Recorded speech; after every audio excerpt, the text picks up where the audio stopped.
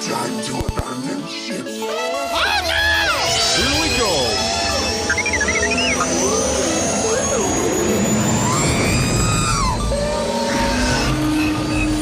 Can I persuade you to join us for a drink? It's a tradition. Here, here. Jar Jar, homie, my main man, quickly. Before the Separatists attack, get into the escape pod. Hey! This is escape, and we're the pod.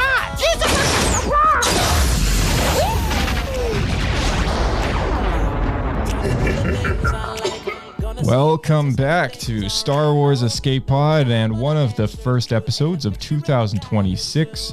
Here we are in the new year, and we're going to be doing some Bogans Advocate, which is a bit of a game that I've come up with, really just to challenge ourselves as fans and critics alike to appreciate and also depreciate some things, all at the same time. So it's gonna be interesting. Let's get into it.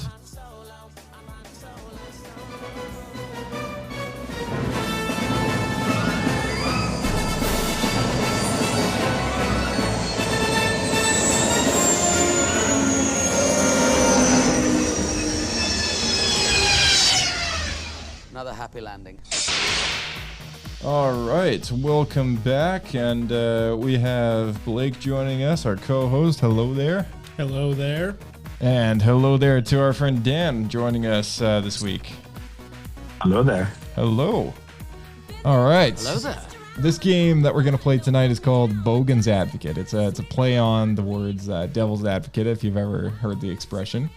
What we're going to be doing is we're going to be using the Phantom Menace. We're going to be kicking things off with that movie. Phantom Menace, because it's Dan's favorite. Yeah, I thought Dan would be a great candidate for this one because Dan tends to have strong feelings about this movie. And that's the funny thing about Star Wars movies as fans, you know, we always have our opinions about different films in the series and different shows and so on and so forth. And I think people are familiar enough now with us that like they know what to expect in the sense that, you know, we're not all happy or positive around here about absolutely everything, you know, and I don't know if I'm just a pessimistic person, but people like that kind of annoy me.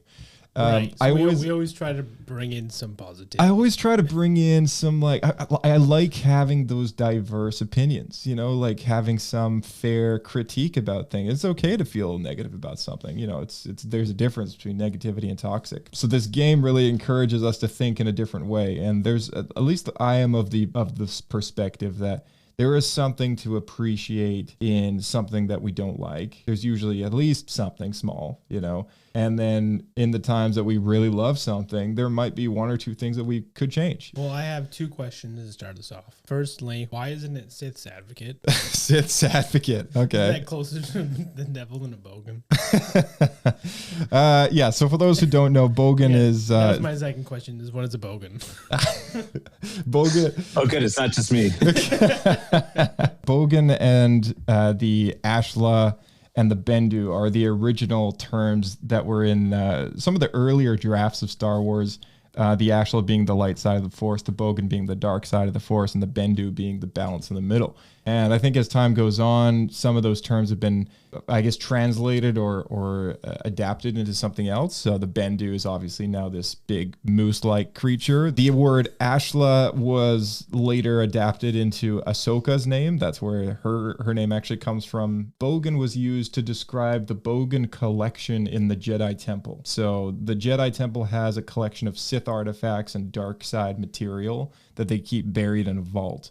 And that's referred to as the Bogan Collection. So, The Phantom Menace. We'll start with you, Blake. What are your thoughts on the movie as it is right now? Your truthful thoughts? Mm-hmm. Well, I have been on quite the roller coaster and quite the journey, specifically with The Phantom Menace.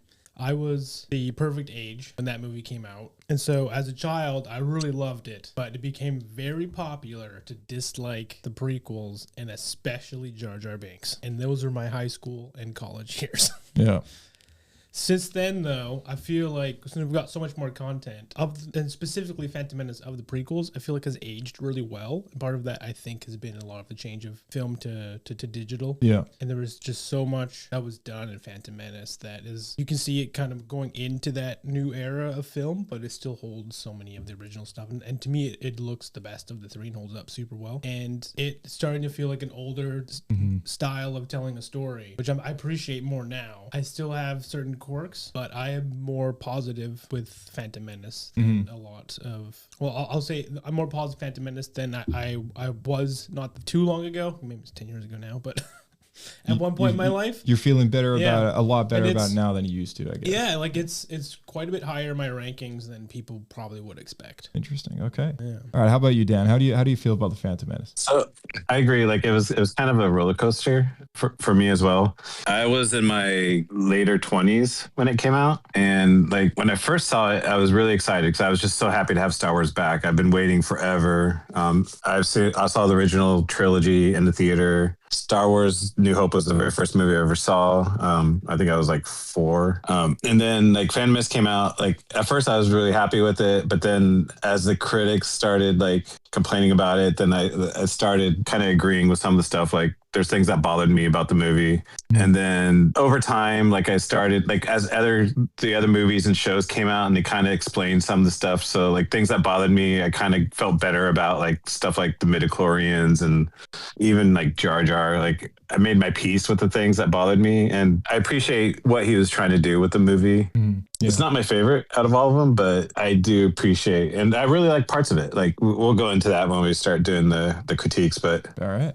Yeah. So I guess, are we all coming from a positive perspective of Phantom Menace? I definitely have negative things to say about it. So I'll all right. But like if you were to pick a leaning side at the moment, do you feel like, you feel the good outweigh the bad? You like it? You like the movie? You enjoy it? Or do you dislike the movie? I like all Star Wars, even the terrible stuff. It's still Star Wars. So all right. This will be a complex one to get through. I feel break positive. it down like into like sections of the movie, because there's certain parts that we probably like more than others. Yeah. So maybe that'll add a little bit more dynamic. So I feel positive about the movie. This movie came out when I was like very young. I was 4, I believe. Oh wow! When this movie came out, there's something about it. It was just incredible. There was a lot of hype around this movie, and I remember the neighbors had these toys. They had the lightsabers. They had these animatronic looking action figures that played Duel of Fates and kind of wiggled a bit and fought each other. And there was a Jar Jar and a Qui-Gon and a Darth Maul and an Obi-Wan. They had those, and I thought they were like the coolest things, because when a toy could move on its own, it was like the coolest thing ever. Yeah. And those sweet lollipops that came out. I didn't have one of those, no. But no, I as far as the movie goes, like I loved the visuals were just nothing I'd like ever seen before, and I think that's what really captivated me. And I was felt real when you're real. Yeah. And I was a Toy Story. I was a Buzz Lightyear kid. So like, the space adventures really kind of appealed to me. And as time has gone by, I've never disliked the movie. There's not.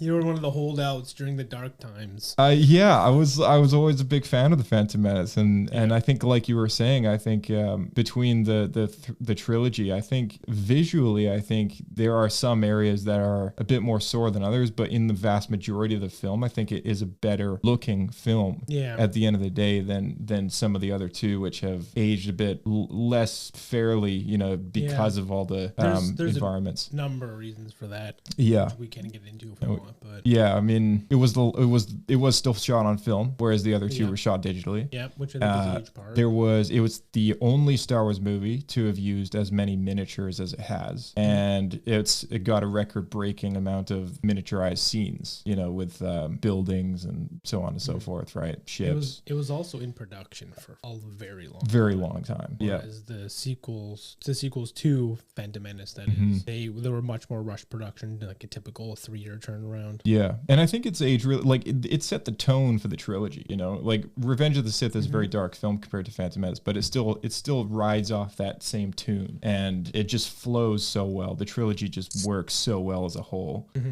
So to find anything dislikable about the movie for me is very difficult to do. So that's what, but we're going to try and do that. As you said, we're going to try to steer away from a lot of the common online tropes and yes things that people have been complaining about for the last 2 decades. 100%. That's something I really want to put out there, is like we're not just gonna recite a lot of the things that you may have heard, but possibly put a You saw people talking about me? Were you the people I read online in the comment? Dan's in the comment section like 15 years ago. Dan had his own website just dedicated to bashing Jar Jar Binks. Bashing Binks. That was the website. That was the website, bashingbinks.com. That was our secret. Oh, man. It's out. So I'll kick things off before I stick my neck out there first. So I love this movie. I love it to smithereens. But you know, and again, creative spin on possibly some complaints out there. What I'll say is, if I was a critic, I think as far as a groundbreaking character as Jar Jar is, as much as I actually do like the character, I do feel like for a side character, even though he does play an important role in the plot with the army of the Gungans coming to the aid of the Naboobians, I do feel like he just has a bit too much screen time sometimes, and the slapstick humor doesn't really, I know it's a very Lucas thing to do, but this movie seems above the others to stick out as far as like almost like a lot of it, you know, in the movie. And like, as far as the tone of the trilogy goes, the other two movies, despite having some of that slapstick, and it's like Jar Jar is just like 3 times the amount. No, I agree with that. This movie, compared to every other Star Wars movie, that specifically feels like it's really targeting a much younger audience and makes it a little awkward compared to everything else. Yeah, I don't think we, barring Jedi Adventures, I don't think that really happens anywhere else to this degree. Right. Yeah, and Or George said, I went a little too far. I've gone a bit too far in some places. Something like that.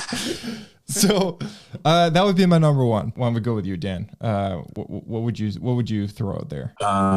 As far as like what I loved about it first. Yeah, something if you like the movie or if you love the movie, like try and find something that you don't like about the movie. Something I think the idea is you go for you're searching for an opinion of something you haven't really talked about before that has maybe stood out to you. Something you would hate to admit, I guess, is what we're going for.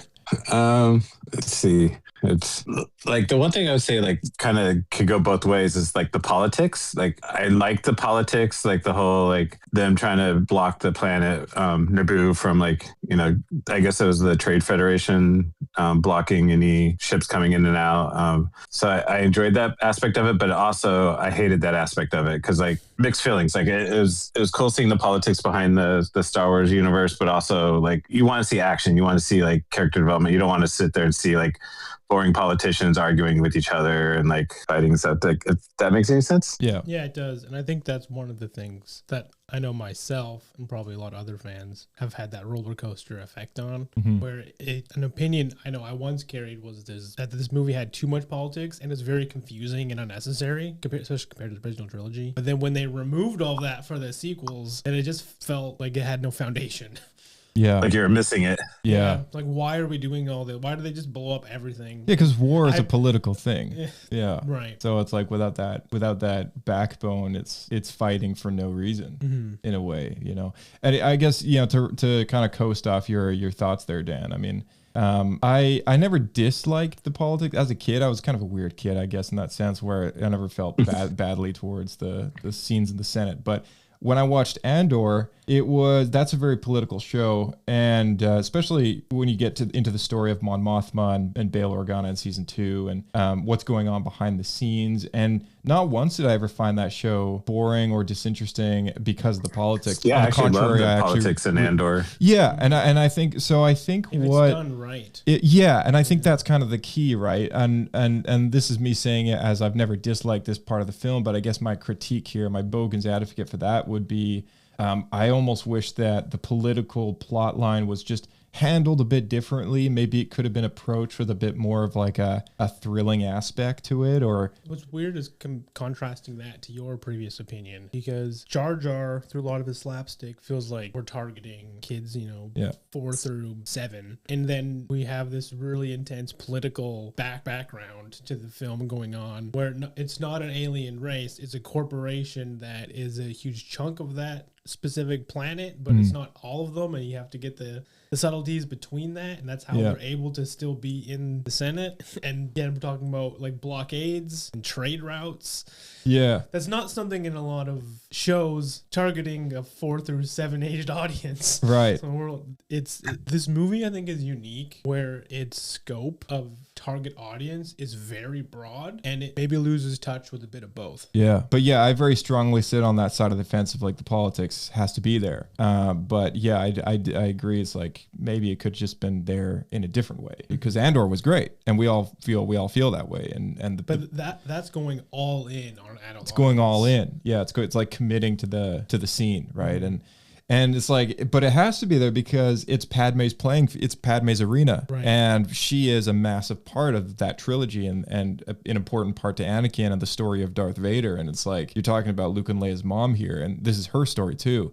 So this arena has to be there, and that plot line has to exist. And the separation of the Republic into the Civil War that then leads to the creation of the Empire, that plot has to exist. But where does it begin, and how do we introduce it?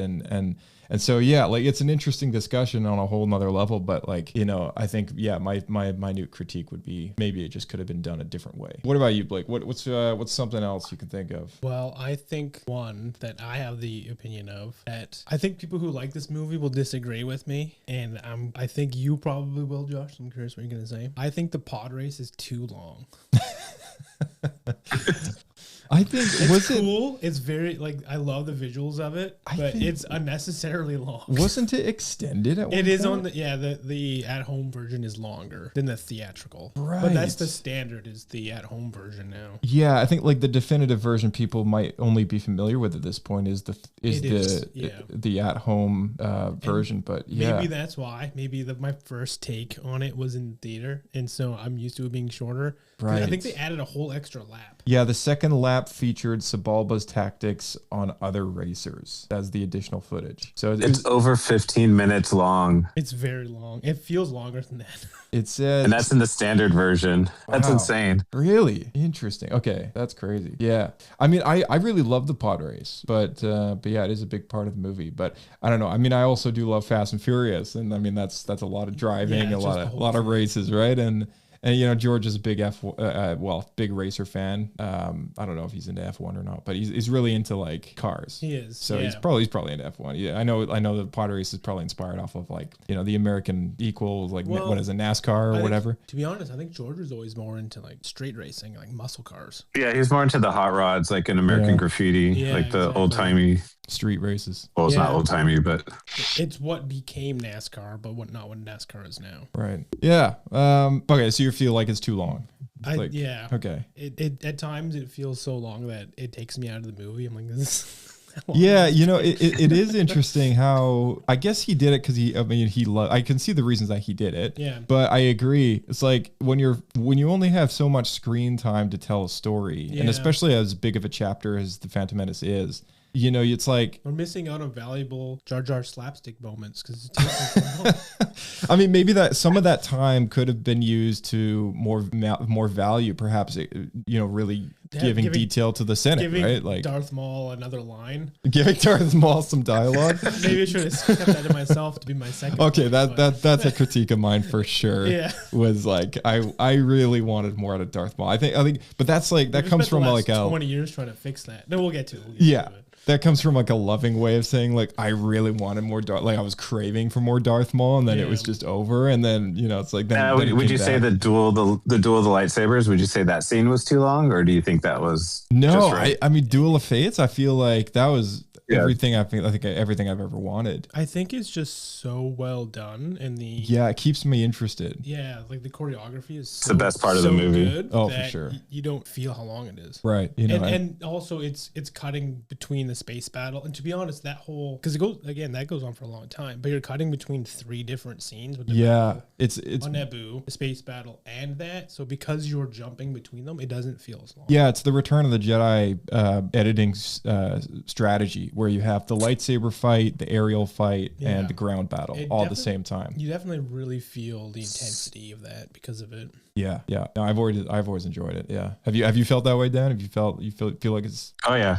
It's the best part of the movie, and the song too is amazing. Oh yeah. Oh, John Williams did a great job. Yeah, knocked it out of the park. We got to try and stick to the Bogan side of things here, Ellie. we're loving this movie too much. Oh no. Okay, let's do this. Let's go another 3 minutes here. Can someone think of anything else? Anything else that we don't like? Anything else that we don't like? Yeah. Anything else that you could critique and say like this could have been different? But we go deeper into Darth Maul not having enough lines. You want to? You want to go deeper into that? What would you do? No, what would you do differently? critique. Well, yeah. I mean, like, what would you? Yeah. Well, he was like a great villain, and then they killed him off in the first movie. There's that too. Quotation marks. Yeah. They spent the next 20 years trying to right that wrong. Spoiler alert. Thankfully he came back because he was just a very interesting character, and it's like none of the other villains that they introduced in the two other prequels matched Darth Maul, in my opinion. No, because after that, I think they tried to go to another fallen Jedi. Yeah. And especially because I'd say that the biggest twist is with Dooku, he was specifically Yoda's Padawan, which feels very unlikely. So, like, what happened, right? Yeah.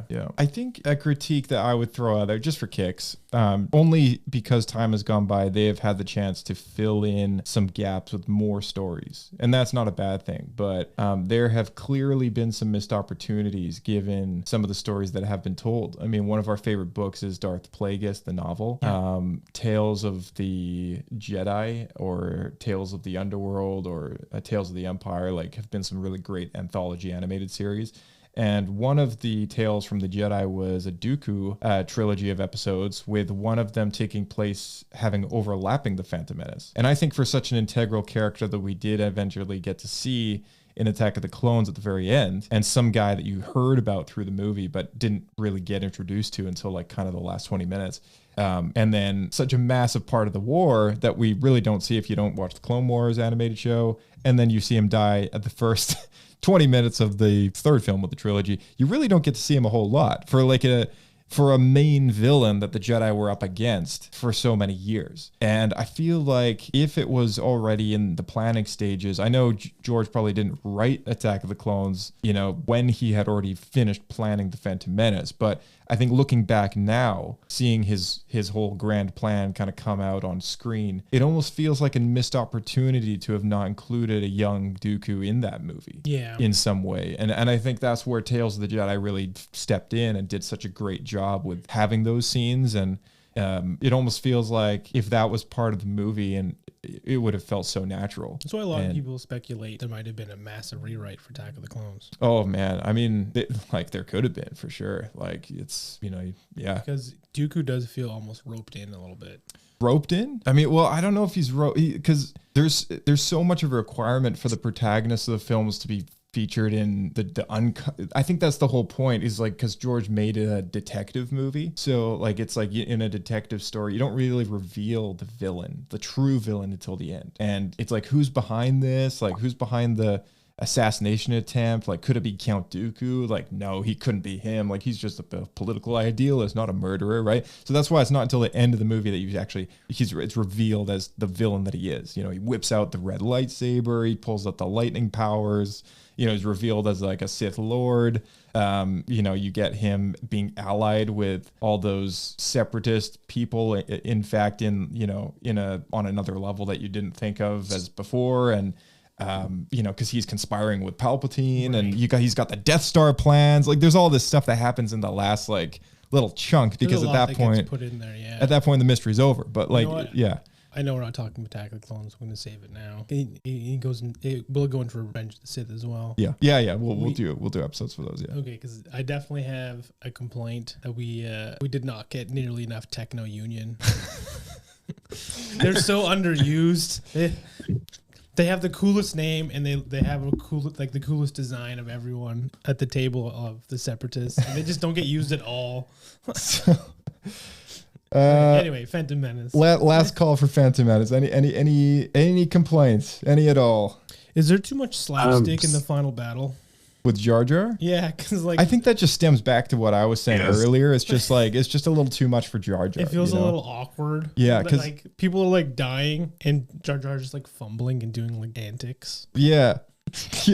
Jar Jar, use a Pumbaa. Misa don't have a Pumbaa. Here, take out this one. It's like it's all antics. There's that. There's Anakin accidentally blowing up the big ship. Like right, that's true. Yeah, like nothing's done purposefully. It's like okay, yeah. I will say maybe that's a complaint. Is everything just feels a little too coincidental. Almost like no skill was involved. No, it was all just complete luck. He was the best star pilot in the galaxy. What does this button do? Whoa! Man, so much in the prequels could be like translated into old Ben being such a liar. Like, I know. It's so funny. It's so funny, man. Okay, I got a question. Like, I almost wish Anakin didn't start out as a little kid. I kind of wish he came into it as a teenager, because you get the creep factor with him and Padme. Like she knew him as a little boy, and then she ends up like hooking up with him later. It's like right. I think the weird part is that she looks so good as she ages that like it's hard to really, but then he is like 4 years younger or whatever, right? So like, but there's this like a huge difference between someone who's you talking about the actor and actress or the characters? No, the characters. Okay, and the actor, but like because she still looks the same. Well, yeah, the character is like 4 or 5 years apart, because he is supposed to be like 11 or 12. Yeah, because he's too old to become a Jedi, right? And then she is a really young queen, because Naboo always elects their queens when they're like a kid, essentially. So she's only like 4 or 5 years older, which in reality it's like, okay, that's not too bad. Like my wife is only 4 years younger than me. Yeah. 5 years younger than me. But it's like when you actually see it as it is, and then you go to the next movie when it's a completely different actor for Anakin playing, late teen, but then Padme is still played by the same actress because she still looks the same. That's the weird part. Yeah, maybe it is that jump. But yeah, if they had casted a younger character to play her Padme in the first movie, then maybe it wouldn't have been. Yeah, I agree. I totally agree. I think that would have made it a little less weird. Well, yeah, a little less awkward. A little less awkward. It doesn't help also that Jake Lloyd, he also looks younger than he is, I think, because he's got a bit of the baby face going on. Yeah. So then it just makes it feel even worse. Yeah, he does a little bit. But Natalie Portman did a really good job, so you can see why they cast her. It's true. She did a fantastic job. It's funny watching the behind the scenes and when she meets Jake for the first time, because they do some lines together, in prep. Mm-hmm. And they both look quite a bit younger, and she without any of the makeup on, it's like, wow, like she's just a kid, like the makeup does make her look a lot older. Yeah. Which made it more jarring. Because she looked older than she was playing because of the makeup and the dress and everything. It's always crazy when you get shows like that or movies like that where they're supposed to take place over a short amount of time, but then it's like, like Stranger Things, like season 5 just came out. It's like, man, those kids are like in their early 20s now, but they're supposed to be like 17, right? But then the first season when it started, I started rewatching the whole series again because of this. And you get back to the first scene, it's like they are playing the age that their characters are. Yeah. But then as the show advances, they're still playing that same rough age, but they're like a year or two older, right? Yeah. Yeah. It's funny when it's funny when that happens. But all right, last call for Phantom Menace complaints. Okay, this is maybe half a complaint, but also a question. Is spinning a cool trick? No. All the Jedi jumping spins. And I only say that with confidence now because of the book of Boba Fett and that stupid guy that spins around with his blaster and thinks he's so awesome. That was a really good meme. Oh my goodness. Yeah, no, that's I mean, There's no reason. Tactically, there's no reason to spin around and leave your back exposed to your enemy. Like, it would also completely disorient you for your shot. You know what I mean? Like, yeah, that's true. what is he trying to prove? That he's that good? That he can like be dizzy and still hit his mark? I guess so. I think Crazy, it's just a cool man. trick. Crazy. Maybe let me open that up a bit. Could some of the dialogue be improved? yes, 100%. I think so. It's more obvious to me in the next two movies. I feel like the Phantom Menace was better. Yeah, you know, that's the thing. To me, the Phantom Menace has never stuck out as a bad dialogue film, but I mean, yeah, I'm sure there's probably a line or two here and there that can be improved. I just don't really. To me, at least, it's so. Roger. Yeah, to me, it just sounds so natural, like you're just so normal at this point that I don't know. I don't know. Are there any lines that come to mind for you guys that Speaking maybe is a cool trick. Everything Jar Jar says. everything?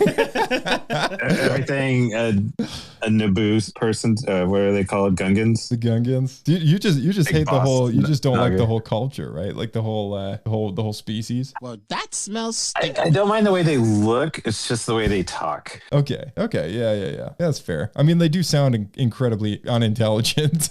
Sorry, which? The Gungans. The Gungans. Yeah. Yeah. To me, it was always just Jar Jar. Even like, I don't know, Dan, like you feel like that way about Boss Nass and, you know, like the Yeah, others. he was a little. He wasn't as bad as Jar Jar, but he was a little. If I recall, it's been a while since I've seen the movie. Yeah. All right. I remember Well, they do a lot of head shaking when they talk and like spitting. right. Yeah. All right. Let's transition out of this, but that's Bogan's Advocate, everybody. That's for the Phantom Menace, and you know, as time goes on, we'll do a few more of these. They're not supposed to be super long. We're just gonna, you know, have fun with it, and we it turns out all three of us actually really love this movie, so perhaps a bit more of a casual, a bit lighter one this week. You know, Right? Yeah. it's always tough to find. I think we were those expecting things, more arguments, maybe defending. I'm just I think as we go down the road, maybe we'll try and find some of those more stark opinions. I can't wait to talk about the sequels. Maybe you should put out I forget what it's called. Put out like a questionnaire or whatever, and then people can say if they positive or negative, and then you can try to like group people together of different opinions. Yeah, if we get enough people replying back, I mean, Always the issue. always the issue. All right, well, drop a comment. That being said, Dan, have you read anything interesting recently? Any cool bits of Star Wars? Not looking forward to like Star Wars X-wing or whatever. Oh, Starfighter. Starfighter, thank you. Oh yeah, I'm looking forward to Starfighter. I'm looking forward to Mandalorian and Grogu. That's soon, right? Yeah, well, Mando May? Grogu is in May, and then Starfighter will be next year, 2027. Same year as 50th anniversary for A New Hope. Oh, is Ahsoka season 2 this year, or is that next year? That's a good question. It could be this year. I mean, I think Is there no announcement, like no like date announced? there isn't. No, I think maybe we'll hear about that later, kind of midsummer or something. Who knows? But That'd be cool. for the time being, it's the nail in the coffin for Star Wars on Disney Plus. There's nothing else, sadly. Well, I say nail in the coffin, but that's not meant to sound like a bad thing. I was so. It's not full gonna for so die. long. It's not going to die, no. All right. Well, thank you both for coming on this week. It's always a pleasure. And we will catch you both in an episode, you know, next week or the week That's after. right. You know, whatever comes we'll next. Catch you in the next episode. Yeah. All right. You're shorter than I expected. Really? Tell that to Country Club. All right. Thank you to our audience for hanging out with us this week, and we expect a few more of these in the future. Let us know your thoughts, and we'd always appreciate those subscribes, those reshares, sending this podcast to a friend, hitting that like button, you know the rest. All the ways to reach us are in the description box below, and subscribe on YouTube because you know we got some stuff going on there as well, fun stuff, and you know, it looks good. So may the force be with you. See you in the next episode of Star Wars Escape Pod.